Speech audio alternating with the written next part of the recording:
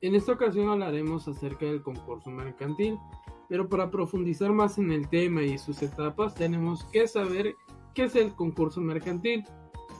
Este es un recurso legal al que acuden aquellas empresas las cuales no están en condiciones de estar al corriente con los pagos a sus acreedores. Pues bajo con este procedimiento se busca llegar a acuerdos y reestructurar sus obligaciones. Idea de los concursos mercantiles no es declarar en quiebra definitiva a las empresas, más bien es poderles dar la oportunidad de reorganizarse para continuar operando. En la Ley de Concursos Mercantiles de México se señala como principal objetivo de este recurso conservar las compañías y evitar que el incumplimiento generalizado de sus obligaciones de pago llegue a poner en riesgo la viabilidad de las mismas y de las demás con las que mantenga relación de negocios. Etapa previa para determinar insolvencia. El objeto fundamental de esta etapa consiste en determinar si un comerciante se encuentra bajo los supuestos que marcan la propia ley de concursos mercantiles para poder ser declarado en concurso mercantil. Esta etapa comienza con la solicitud al juez, que en términos judiciales se puede llegar a denominar o se denomina demanda, para que declare a un comerciante en estado de concurso mercantil. Esta solicitud la puede presentar el propio comerciante, así también como sus acreedores o el Ministerio Público. Es importante aclarecer que si el comerciante es el que solicita el concurso, durante esa etapa no podrá participar de ninguna forma sus acreedores ni el Ministerio Público. Esto pues con el fin de determinar si el comerciante reúne todos los requisitos para ser declarado pues en concurso mercantil. Así también durante esta etapa se lleva a cabo una revisión de la condición financiera y económica pues del comerciante, la cual la ley de concursos mercantiles denomina como la visita de verificación. Esta pues es una visita la cual es practicada por un visitador especialista que es designado por el IFECOM en base al dictamen que brinda el visitador y considerando lo expuesto en la solicitud de declaración de concurso mercantil, así como también lo que expresa el comerciante, los acreedores y el Ministerio Público, según su caso, el juez determinará mediante una sentencia que al efecto emitirá si el comerciante es declarado o no en concurso mercantil. Supuestos para declararse en concurso mercantil. En el mundo de los negocios, algunas empresas funcionan y otras no. Durante su vida económica, las empresas están sujetas a factores internos y externos. Como consecuencia, las empresas podrían llegar a tener cierta crisis económica o financiera que derive en problemas de insolvencia o falta de liquidez. Ahora bien, para ser declarada en concurso mercantil deben existir los siguientes supuestos. El primero, la existencia de un comerciante. El segundo, el incumplimiento generalizado en el pago de sus obligaciones. El tercero, la diversidad de acreedores del comerciante. El primer supuesto hace mención a la persona física que hace el comercio su ocupación ordinaria o la persona colectiva constituida conforme a las leyes mercantiles. El incumplimiento generalizado en el pago de sus obligaciones consiste bajo dos supuestos. El primero de ellos nos dice que cuando el comerciante lo solicite él mismo y cuando el Ministerio Público o uno de los acreedores reconocidos lo soliciten. El deudor debe mostrar las siguientes conductas: que tenga deudas de 30 días vencidas y que tenga 35% o más de todas sus obligaciones, además que tenga deudas vencidas o por vencer y no tenga activos del 80% para pagar deudas. Nos señala en su artículo 10 que para estos casos el comerciante puede ser o se presume que no puede pagar, por ejemplo, cuando tiene bienes insuficientes, cuando no tiene efectivo, cuentas por cobrar, ni cheques, ni depósitos en caja, etcétera, para hacer frente a sus obligaciones o incumpla con sus obligaciones. Incumplió con sus obligaciones cuando huyó y dejó la empresa sin nadie que haga frente a las obligaciones. No hay gerente, no hay apoderado legal, no hay quien se haga cargo de la empresa. Y cuando además recurre a prácticas ruinosas como el fraude a acreedores, entre otros.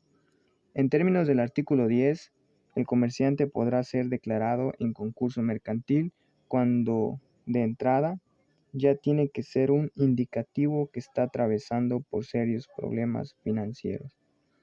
Respecto al tercer presupuesto, la diversidad de acreedores de La conciliación. La conciliación es una etapa sucesiva en el concurso mercantil, un procedimiento de ámbito jurisdiccional que se da cuando un comerciante, por así decirlo, no cumple con el pago de las obligaciones correspondientes. Entonces, se le darán dos opciones: o conserva la empresa o se realiza la venta de esta. Se busca llegar a un acuerdo entre las dos partes para no terminar con dicha empresa. La etapa de conciliación tendrá una duración de 185 días, que se cuentan a partir del día en que se publique en el Diario Oficial de la Federación, dando así inicio a la sentencia del concurso mercantil. El conciliador, siempre y cuando represente mínimamente 2/3 partes del monto total de los créditos reconocidos, puede hacer una solicitud al juez de una prórroga, por lo menos de hasta 90 días, que empezarán a contarse el día en que termine lo que había sido estipulado anteriormente, y claro que el comerciante puede exigir 90 días más. En ningún caso la etapa de conciliación debe pasarse de los 365 días naturales, contando la fecha de la última publicación del concurso mercantil. Dentro de 5 días siguientes que sea recibida la notificación de la sentencia del concurso mercantil, se deberá asignar a un conciliador para las actividades que se deban desempeñar. El conciliador debe recomendar la realización de los estudios y sobre todo algunos avalúos que él considere necesario para la consecución de un convenio, poniéndolos por conducto del juez, que estará estipulando a disposición de los acreedores y del comerciante, con excepción de aquella información que tenga el carácter de confidencial en términos de las disposiciones aplicables. Bueno, el comerciante podrá celebrar convenios con cada uno de los trabajadores para que los términos de las obligaciones a cargo del comerciante no se agraven. O también, por su parte, puede solicitar a las autoridades fiscales correspondientes las condonaciones o autorizaciones en los términos de las disposiciones aplicables. Declaración en quiebra. El comerciante será declarado en estado de quiebra cuando el propio comerciante así lo solicite. En este caso, se deberá despachar orden de visita con efectos de mandamiento para que el visitador determine si la comerciante incurrió en los supuestos previstos en el artículo. Cuando transcurra el término para la conciliación y sus prórrogas, si se hubieren concebido, o cuando el conciliador solicite la declaración de quiebra y el juez la conceda. La sentencia de declaración de quiebra deberá contener la declaración de que se suspenda la capacidad del ejercicio del comerciante sobre los bienes y derechos que integra la masa, salvo que esta suspensión se haya decretado con anterioridad. 2. La orden al comerciante, sus administradores, gerentes y dependientes de entregar al síndico la posesión y administración de los bienes y derechos que integran la masa, con excepción de los inalienables, inembargables e imprescriptibles. Lo inalienable es algo que no se puede pasar o transmitir de un individuo a otro. Lo inembargable es aquello que no puede ser embargado, por ejemplo, mobiliario, alimentos, libros, entre otras cosas. Lo imprescindible es un derecho que nunca perderá validez.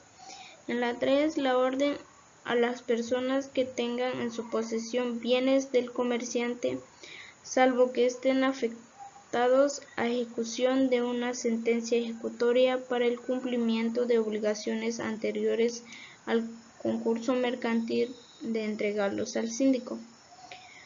La prohibición a los deudores del comerciante de pagarla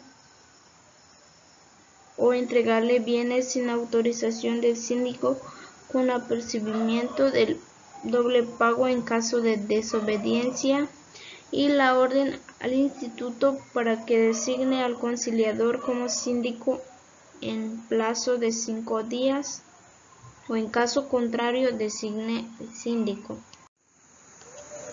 Efectos de la declaración de quiebra.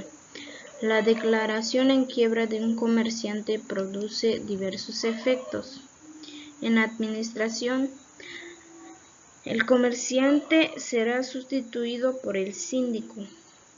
Para el desempeño de sus funciones, el síndico contará con las más amplias facultades que en derecho procedan. El síndico, en el desempeño de la administración de la empresa del comerciante, deberá obrar siempre como un administrador diligente en negocio propio, siendo responsable de las pérdidas o menoscabos que la empresa sufra por su culpa o negligencias. En la toma de posesión, el síndico deberá indicar las diligencias para ocupar la administración de la empresa del comerciante, debiendo tomar posesión de los bienes y derechos que integren la masa, adoptar inmediatamente las medidas necesarias para su seguridad y conservación, y dentro de un plazo de 60 días contados a partir de la fecha en que el síndico tome posesión de la empresa del comerciante, deberá entregar al juez un dictamen sobre el estado de contabilidad del comerciante, un inventario de la empresa del comerciante y un balance a la fecha en que asuma la administración de la empresa. Una vez que reciban los documentos señalados, el juez deberá ponerlos a la vista de cualquier interesado. En los deudores del comerciante, a partir de la declaración de quiebra, los deudores de comerciante tendrán prohibido pagarle o entregarle bienes sin autorización del síndico. En la venta de mercancías, durante el tiempo en que el síndico continúe la operación de la empresa del comerciante, las ventas de mercancía o servicios relativos a la actividad propia de la empresa se harán conforme a la marcha regular de sus negocios. La nulidad de actos. Serán nulos los actos que el comerciante y sus representantes realicen sin autorización por escrito del síndico a partir de la declaración en quiebra. Y en obligaciones del comerciante, siempre que sea requerido por el síndico, el comerciante deberá presentarse ante aquel.